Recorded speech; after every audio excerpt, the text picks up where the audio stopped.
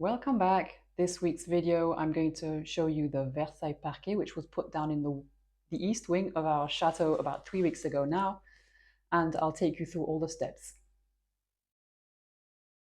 If you recall, I said we used to have Parquet Versailles all over the first floor of the entire chateau, and putting Parquet Versailles back now after the fire of '99 presented a bit of a challenge because now we have concrete floors with underfloor heating. So I don't think there's any wooden parquet in the world which particularly likes that, but there are some which are more adapted to it, and that's what we had to find to put down here. So parquet which can be glued with adhesive. So that's what we did, and we just hope it'll last another maybe 250 years. Or more, who knows?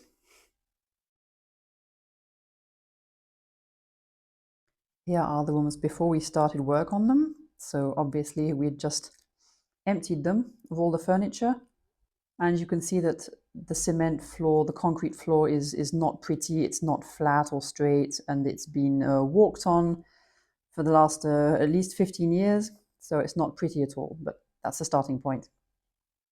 We chose a Romanian company to do our parquet because they're very renowned for their parquet, all types of parquet they do over there, and quite frankly for financial reasons as well, because we simply couldn't afford parquet made in France as much as we would have liked to.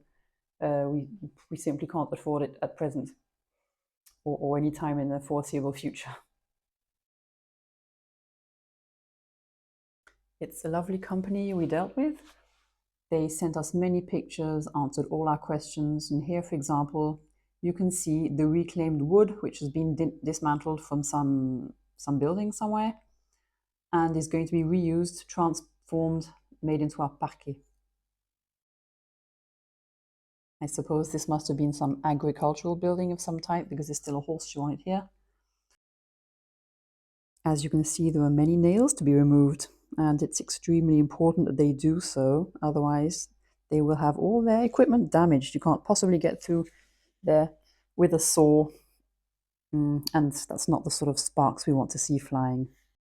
Here, a quick go through with the saw to make sure that all the slabs are the same width. And once all the pieces are cut down to size, they begin assembling them. There's one square of parquet almost finished. And here's what holds everything together. I call them nails, but they're not nails, obviously, because they're not made of metal. These ones are wood. And they replace the metal nails which used to be put in Parquet Versailles to hold everything together.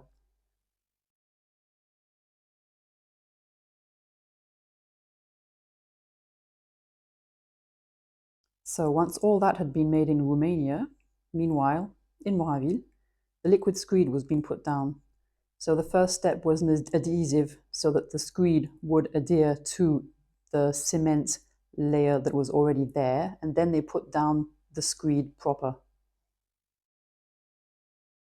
The screed does have to be absolutely flat and smooth, otherwise the parquet won't stick to it properly.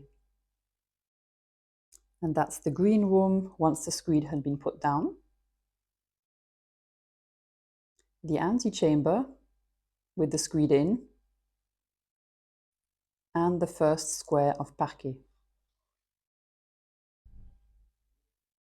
So this is the very first step. It's probably the most important one because where you put your first square of parquet will determine how the whole surface looks.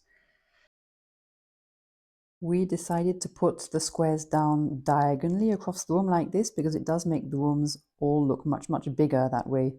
We could have put them just by jamming one into the corner and taking it from there, but that wouldn't have made an awful lot of sense because the rooms here aren't straight.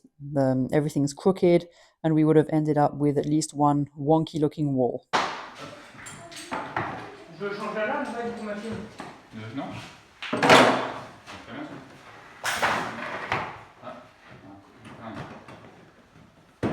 Est-ce qu'il vous en est plus après on peut s'engourdir un peu plus là. On va faire plier un petit peu. Attends. C'est bizarre ça, c'est parce qu'il y a une partie plate. Hop.